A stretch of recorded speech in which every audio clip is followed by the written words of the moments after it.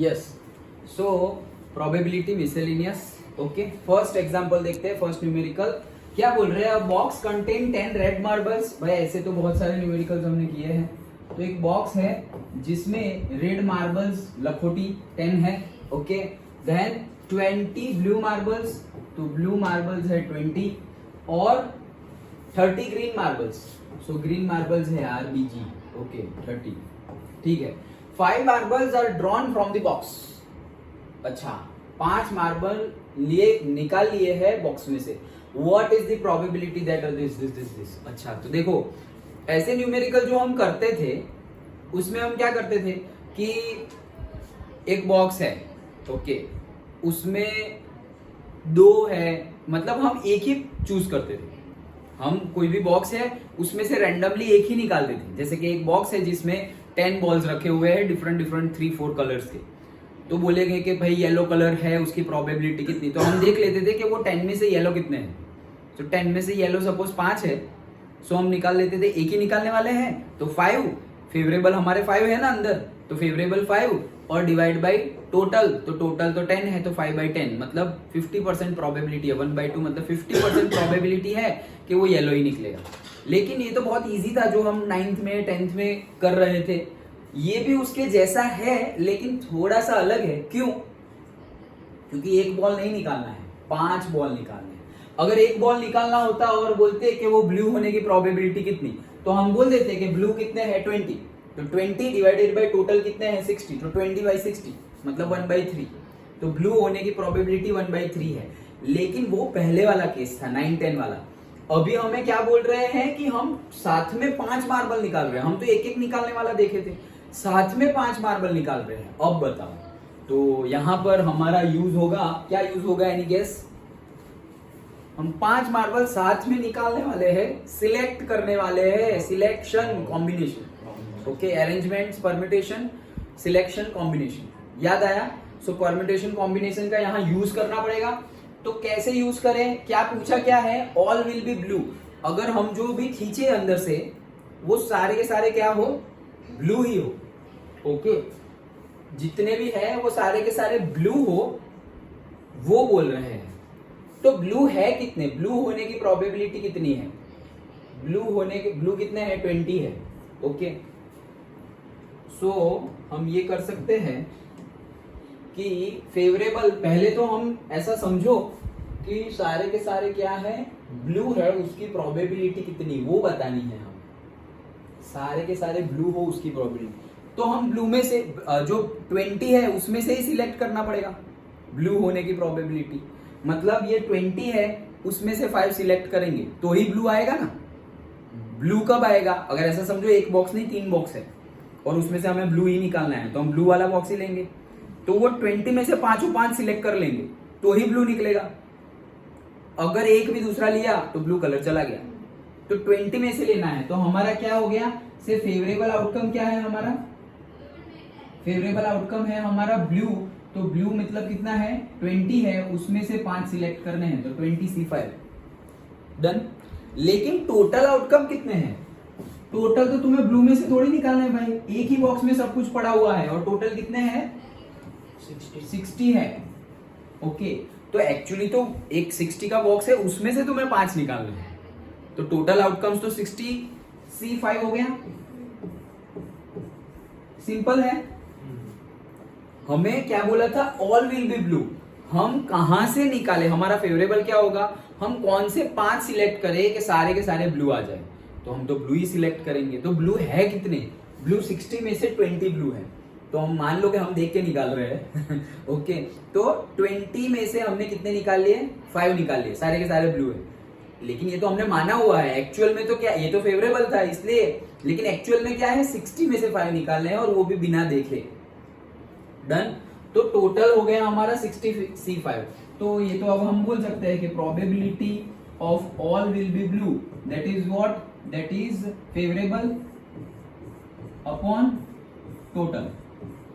तो इसका सॉल्यूशन करना हो तो करो, ना करो तो यहां छोड़ेंगे तो भी चलेंगे। ओके, यहां छोड़ दोगे तो भी चलेगा। कई न्यूमेरिकल में ऐसे बड़े बड़े कैलकुलेशंस हो तो यहां पर छोड़ देते हैं। देख लो पीछे आंसर क्या है, ब्लू आने की प्रोबेबिलिटी। यही आंसर है ना, दैट्स इट। अगर न्यूमेरिकल वैल्यू गिवन हो तो भी हमें तो पता ही है 20 NCR का फॉर्मूला क्या है, n factorial upon n minus r factorial into r factorial, वो यहाँ पुट कर देंगे 20 factorial upon 15 factorial into 5 factorial, वैसे सिंपल है। तो ये हो गया हमारा फर्स्ट वन कि ऑल विल बी ब्लू। अब सेकंड देखते हैं, इसी में सेकंड देखते हैं, उसी में देख लेते हैं ना।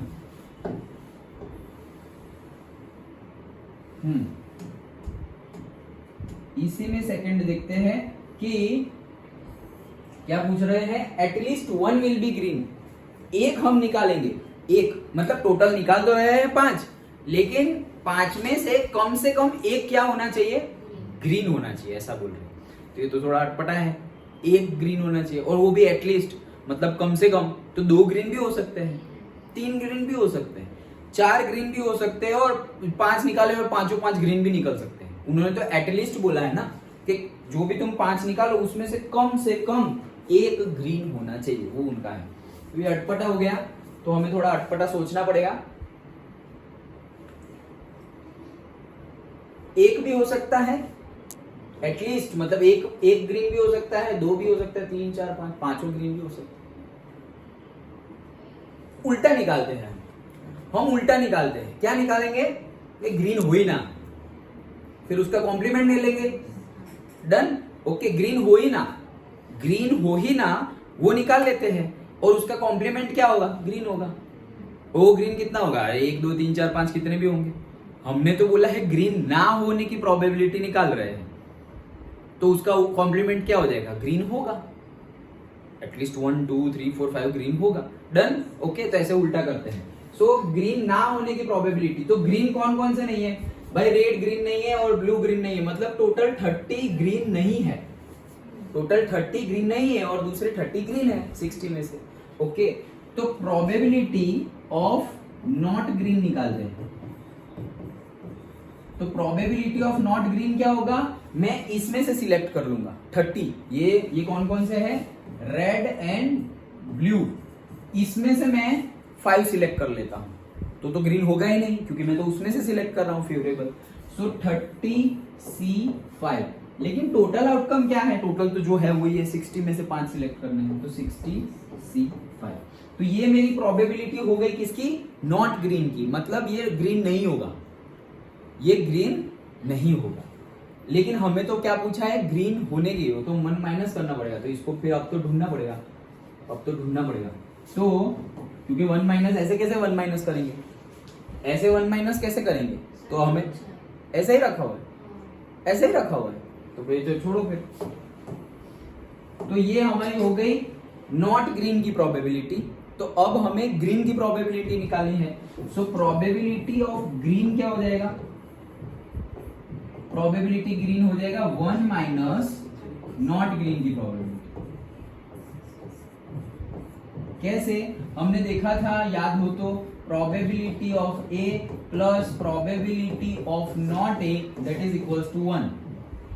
ओके, तो हमारे पास प्रोबेबिलिटी ए मिल गई है, सपोज नॉट ए, और ये मान लो नॉट ए, तो प्रोबेबिलिटी ए मिल गई है, तो p माइनस ए कर देंगे, तो वो मतलब ये मिल गई है तो 1 माइनस दैट कर देंगे तो दूसरा मिल जाएगा, तो नॉट ग्रीन है तो ग्रीन मिल जाएगा, 1 माइनस करेंगे तो क्या आएगा आंसर, ये एलसीएम हो जाएगा 60C5 minus 30C5 divided by 60C5, ये लिखो या ये लिखो, वही आंसर।